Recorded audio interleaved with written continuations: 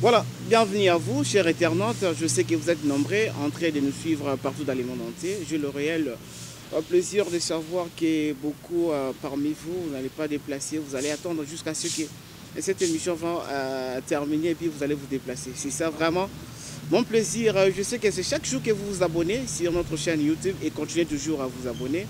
Et la fois passée, on avait reçu pour vous, on a parlé de la parole de Dieu, on avait reçu une fille qui a parlé de d'une religion et j'avais aimé la façon dont vous avez réagi. Vous avez beaucoup réagi et puis vous étiez vraiment, et ça me fait énormément plaisir. Continuez toujours à nous faire des remarques, à nous écrire quand il faudra poser une question, nous sommes là pour vous répondre. Et aujourd'hui, nous revenons toujours pour parler du Seigneur et nous recevons pour vous un prophète. Lui, je l'appelle le prophète de la nation. Il s'appelle le prophète Jérôme Epenge Omadjela. C'est avec lui qu'on va beaucoup parler. On va parler de la politique, on va parler de la parole de Dieu.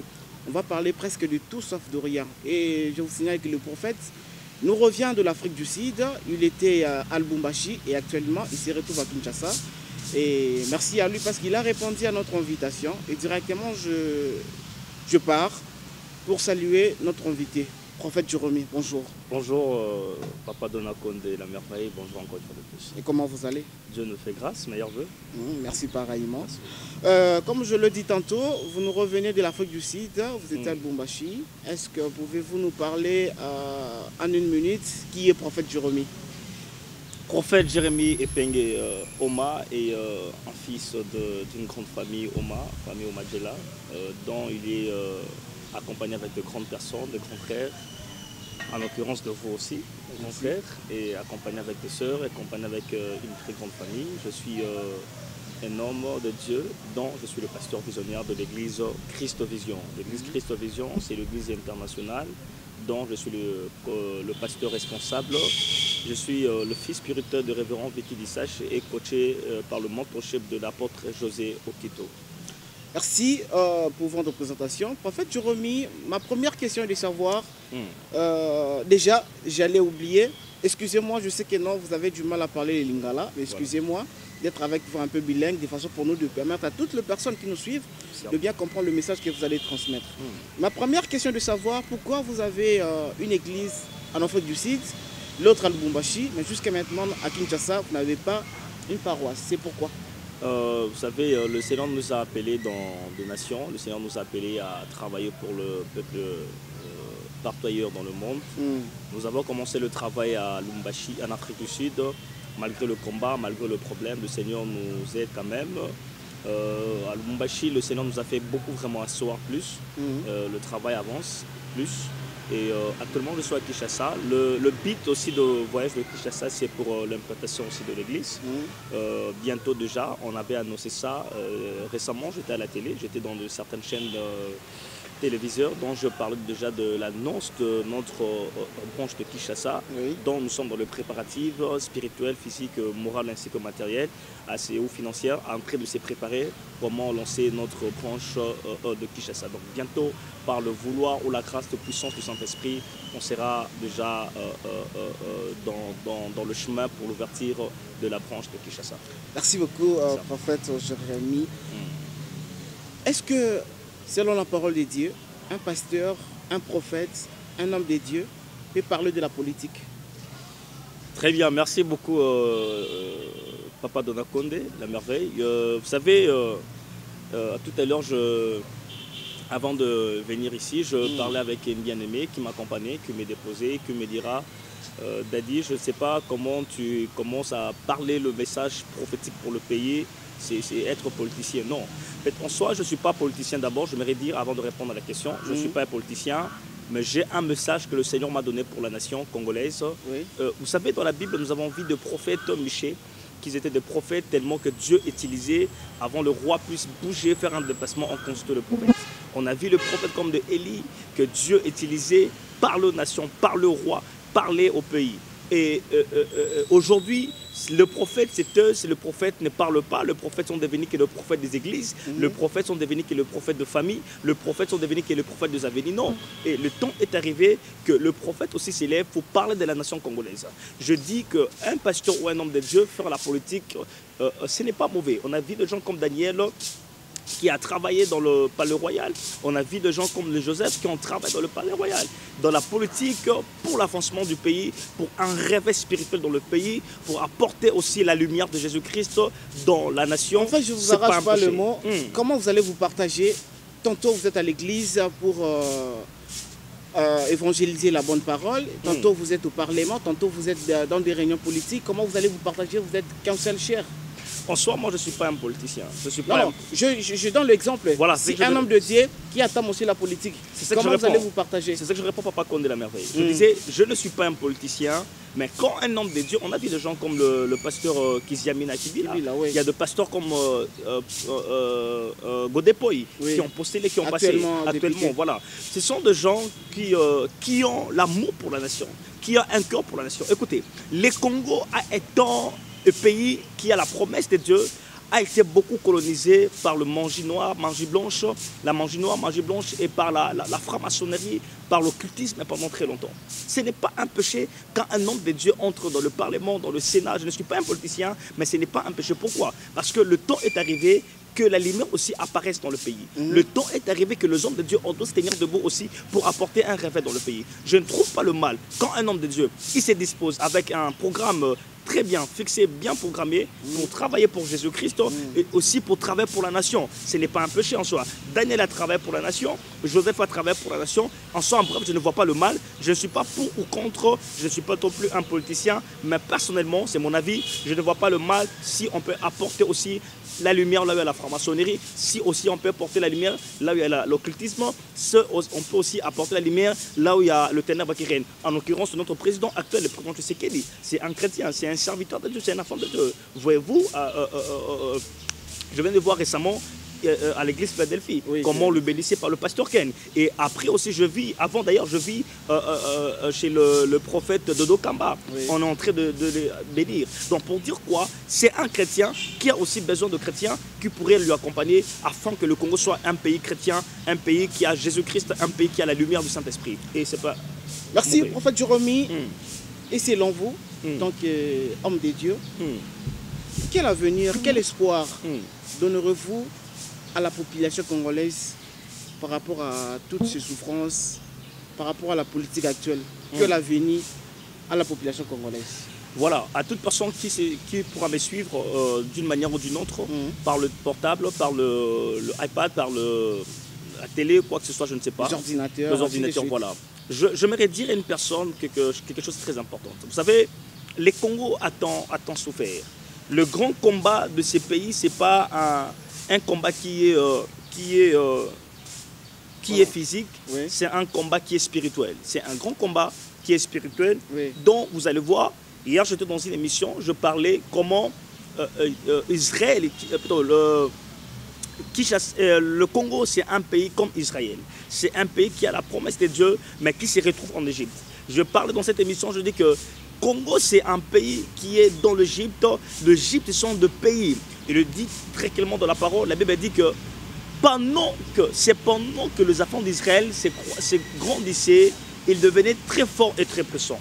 Et Pharaon a vu cela. Quand Pharaon a vu cela, il a dit: tuons tous les hommes, tuons tous les garçons. Pourquoi? Parce que si on les laissait, ils deviendront plus puissants que nous. Ils deviendront le monopole du pays. Ils deviendront très forts que nous. Et très clairement, le roi a signé le décret pour faire périr tous les garçons.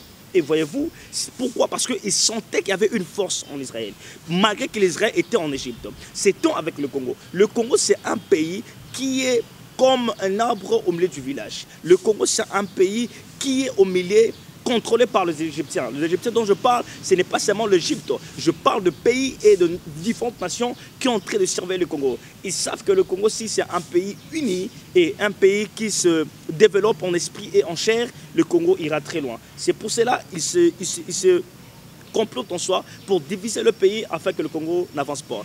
Quelle promesse ou bien quelle assurance que je peux donner aux Congolais par rapport à la question que vous avez posée? Le temps est arrivé que le peuple congolais doit se tenir debout.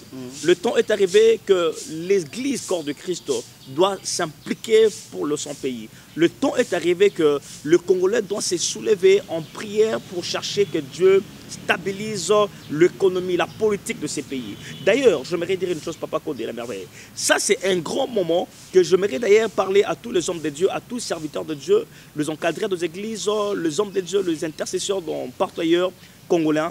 Ça, c'est le temps que nous puissions prier avant que le gouvernement puisse sortir. C'est le temps que nous devons faire de réunions de prière, nous devons organiser des marathons de prière, nous devons organiser des séminaires, nous devons organiser des chaînes de prière pour prier afin que Dieu prépare un beau gouvernement. Un gouvernement donc qui sera préparé par le Saint-Esprit. Nous allons y arriver, prophète. Excusez-moi, je profite de l'occasion pour remercier mon père avec beaucoup de respect.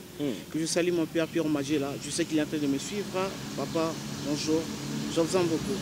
Prophète Jérôme, quelle est la place qui occupe les hommes dédiés, quelle occupe l'Église dans la politique en RDC? C'est ce que je disais tout à l'heure. Oui. L'Esprit m'est parlé, Dieu m'a parlé que l'Église, à un moment, l'Église n'a pas voulu entrer dans la politique, n'a pas voulu entrer dans la gouvernance du pays, n'a pas voulu entrer dans la gérance du pays. Et ce sont des erreurs que nous avons commises ou que certaines personnes ont commises. Je n'aimerais pas citer le nom, mais l'Église a un grand rôle. Je très bien dit que le temps passé, je vis l'histoire de Akab, je vis l'histoire de Josaphat. Pendant qu'ils devaient aller dans la guerre, ils ont allé pour consulter le prophète. Il y avait plus de 400 prophètes qui disaient des choses qui étaient fausses. Mais il y a un prophète qui était Miché, qui est venu avec le message pour dire si vous partez, vous allez mourir, ne partez pas. Il n'y a pas un bon chemin, vous partez, vous n'allez pas retourner. Et voyez-vous, l'Église a porté quelque chose, mieux que le roi n'avait pas écouté. Quand il était parti, c'était quoi? C'était la mort. L'Église a besoin de révéler la pensée de Dieu pour le pays. L'Église a besoin, quand on appelle prophète de nation, un prophète de l'Éternel, ce n'est pas un prophète de famille, c'est bon. Ce n'est pas un prophète seulement de ton Église. Un prophète de nation, c'est pour révéler aussi l'état du pays. C'est pour aussi révéler le problème de nation. L'Église a un grand rôle à jouer. Et c'est l'implication de l'Église catholique dans la politique de la RDC. C'est bien ou bien c'est mauvais selon vous? C'est ce que je dis. L'Église n'a pas tort de s'impliquer. L'Église, c'est... Donc l'Église catholique n'a pas tort. Et l'Église catholique, et l'Église chrétienne, et les pentecôtistes, et l'Église en général, les pentecôtistes, le catholique, le protestant. Je ne vois pas le mal s'ils impliquaient. L'impliquement de cette Église, ce n'est pas qu'ils deviennent de présidence. Tous les gens que nous voyons de gouverneurs, ce sont nos fidèles de l'Église. Ce sont nos enfants de l'Église. Ce sont des gens qui prennent l'Église catholique, qui sont conduits par les évêques, qui sont conduits par le pasteur, qui sont conduits par le prophète et le bishop. Ce sont nos fils, malgré qu'ils sont des ministres et le président, ou le mal si l'Église catholique, ou le mal si l'Église pentecôtiste, ou le mal si l'Église protestante s'élève pour parler de la politique pour l'avancement du pays. Je ne vois pas le mal. Mais pourquoi souvent le tiraillement entre l'Église et la politique? Les hommes politiques de la RDC et l'Église catholique, souvent, c'est devenu comme une guerre. Je ne sais pas pourquoi, souvent.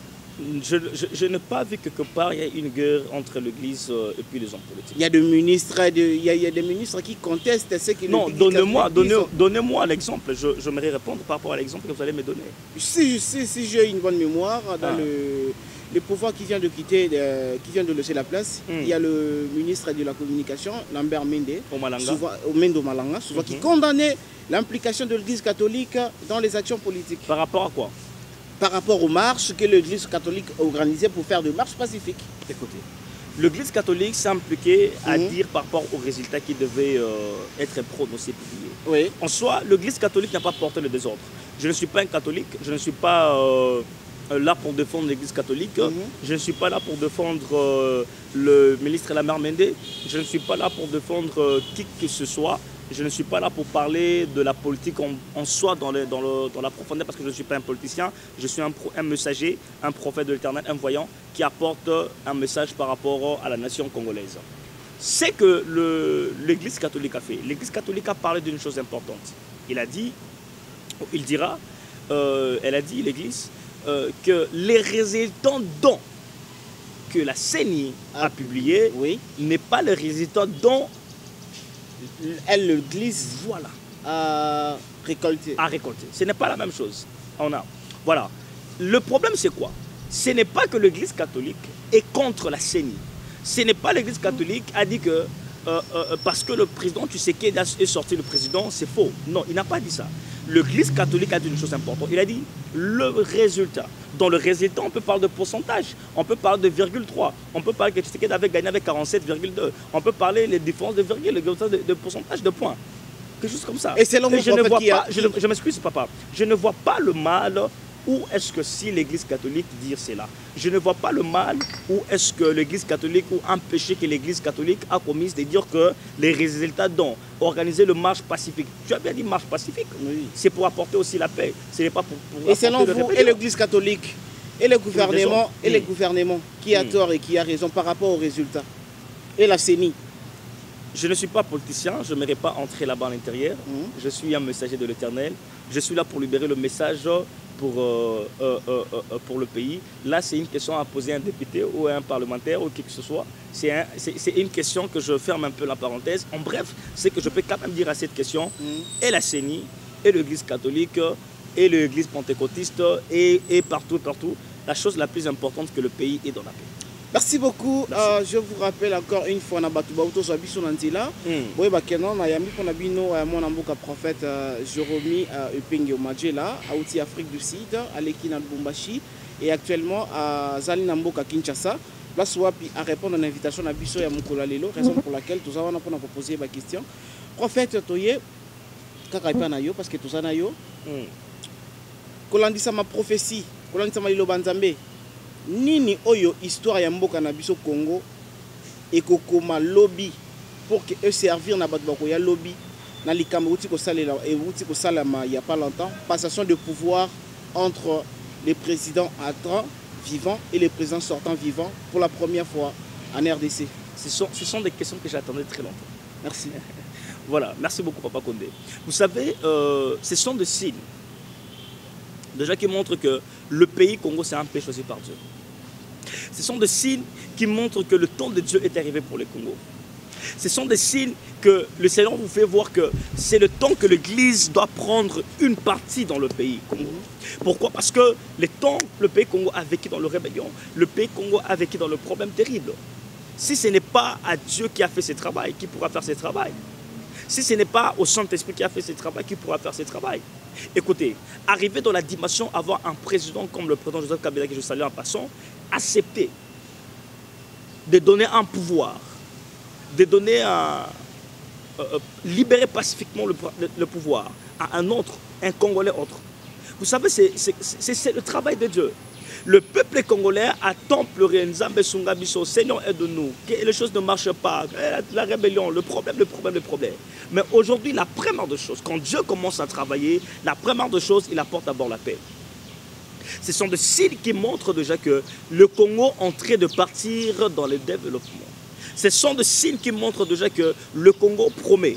Ce sont des signes qui montrent déjà que le temps de Dieu est arrivé pour ces pays. Et j'aimerais d'ailleurs annoncer à toute personne que dans le temps qui suit, dans les 10 ans, 15 ans, 20 ans qui suit, étant qu'un prophète, je suis en train de parler que le Congo vivra une grande dimension, même dans la dimension de ministres, on aura des hommes de Dieu, même dans la dimension de grands députés, des sénateurs, nous aurons les hommes de Dieu. Pourquoi? Parce que Congo, c'est une nation spirituelle, une nation de promesses, une nation de Jésus-Christ lui-même, une nation que Dieu a choisi et que Dieu a rempli de beaucoup de bonté, de beaucoup de grâce et beaucoup de richesse. Donc pour dire quoi? C'est que le Dieu Tout-Puissant promet aux nations congolaises que dans le temps qui suit, il y aura un changement et il y aura aussi une vie spirituelle qui sera au-dessus et qui sera en sommet. Par rapport aux gouvernances et par rapport à la gérance du pays, ça sera les hommes de Dieu dans le temps qui suit et le pays l'enverra certainement. Prophète, que l'espoir ou l'avenir la politique à Bisso Congo? Est-ce que politique Nabiso, la façon dont ça s'annonce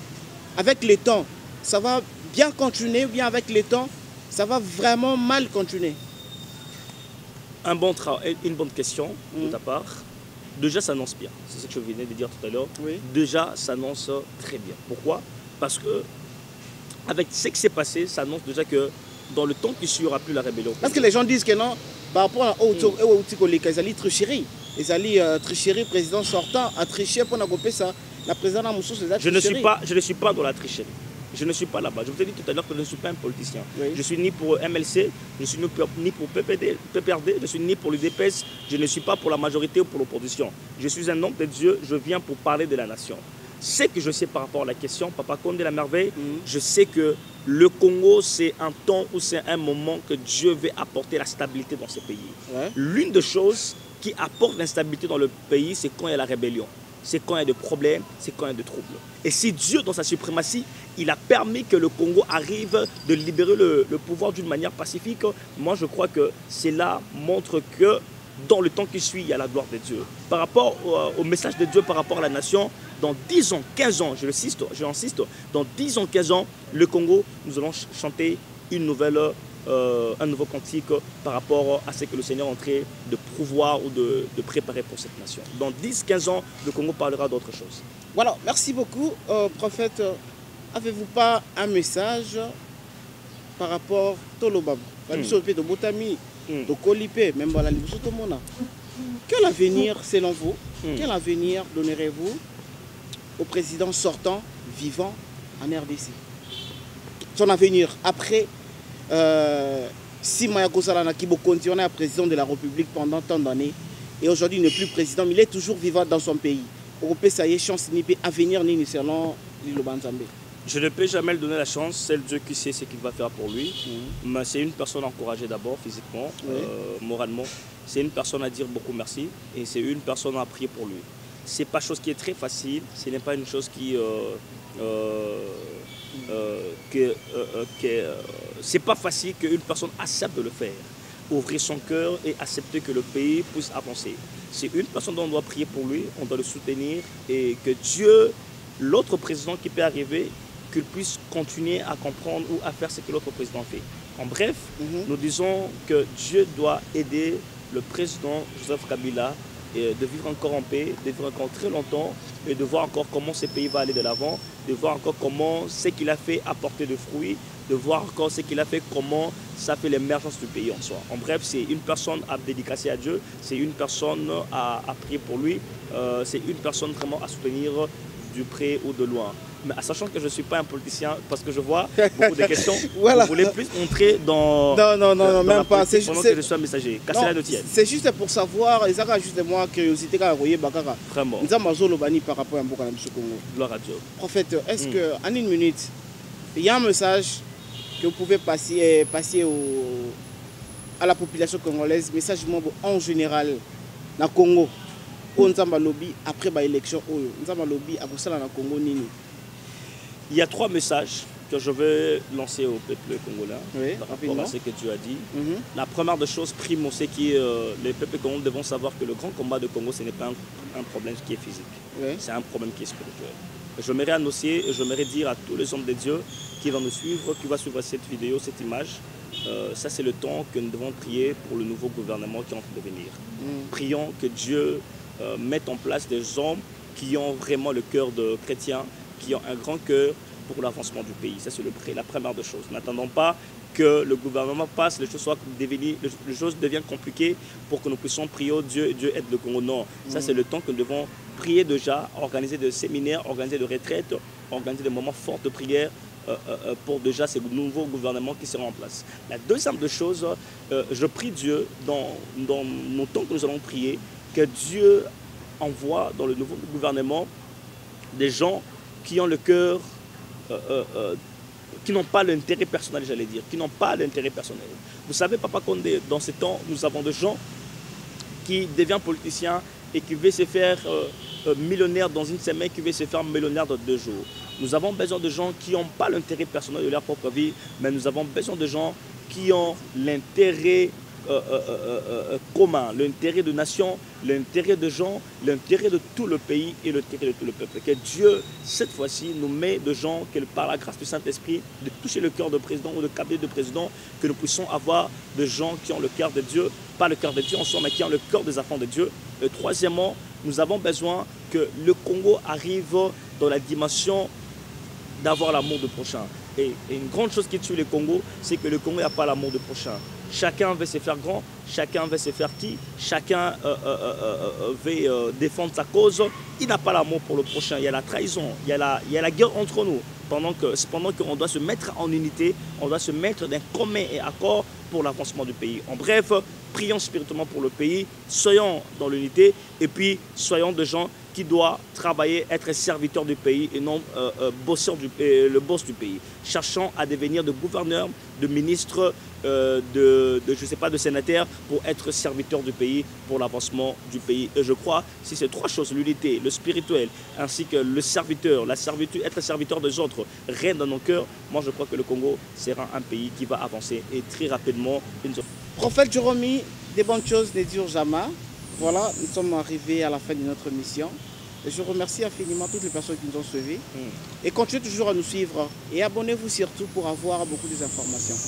Prophète, juste une dernière question pour que je me sépare avec vous. Merci. Est-ce que